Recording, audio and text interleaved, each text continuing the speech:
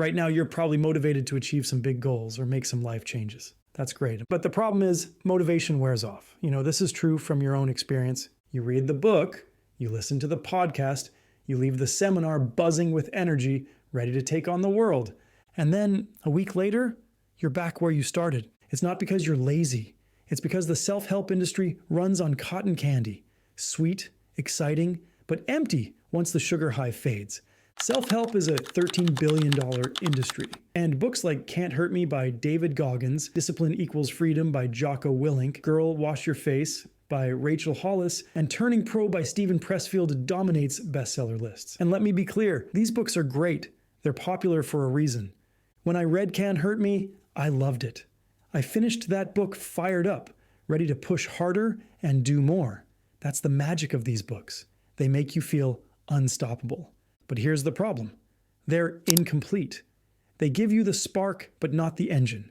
They raise expectations sky high, only to set you up for the crash when motivation inevitably fades. Some books go deeper. James Clear's Atomic Habits, Carol Dweck's Mindset, Ryan Holiday's Ego is the Enemy. These don't just say, do more. They tell you, shift your identity, change your mindset, become the kind of person who follows through. And they're right. That's closer to the truth. But here's the catch. They name the lock, but they don't give you the key. They tell you that identity drives behavior, but they don't teach you how to rewire identity at the subconscious level. So you highlight the book, you nod along, maybe you even get some short-term wins. But weeks later, you're back in the old patterns. And then you wonder, is it me? Am I broken? This is the real cost. It's not that the books are bad, they're excellent at what they do, but they inadvertently set people up for disappointment. It's like getting your hopes sky high, only to have them dashed when you crash back down.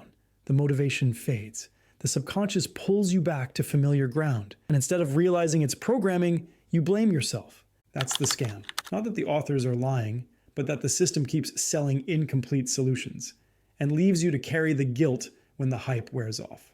Here's the truth no one's telling you. Most of these authors don't even know how they changed. Goggins became who he is through trauma, repetition, and raw grit. Pressfield fought resistance until he broke through. James Clear codified his systems after years of tinkering. They all made the shift, but they don't fully understand how it happened at the subconscious level. So when they try to teach it, it's like someone stumbling out of the jungle alive, then selling a map. Here's how I survived. The problem? They got through by instinct, chance, or sheer willpower. You follow their map, and you're still lost in the jungle. This isn't weakness, it's wiring. Psychologists estimate that over 80% of New Year's resolutions fail by February, not because people don't care, but because willpower is finite. Neuroscientists call it ego depletion. Willpower tires like a muscle. And the subconscious? Its job is to keep you safe, not successful. Safe means familiar. So when motivation pushes you too far beyond your comfort zone, your subconscious quietly sabotages you back into your old groove. Here's the part almost no one is talking about. You don't need more cotton candy motivation. You don't need another rah-rah seminar or a bookshelf full of pep talks.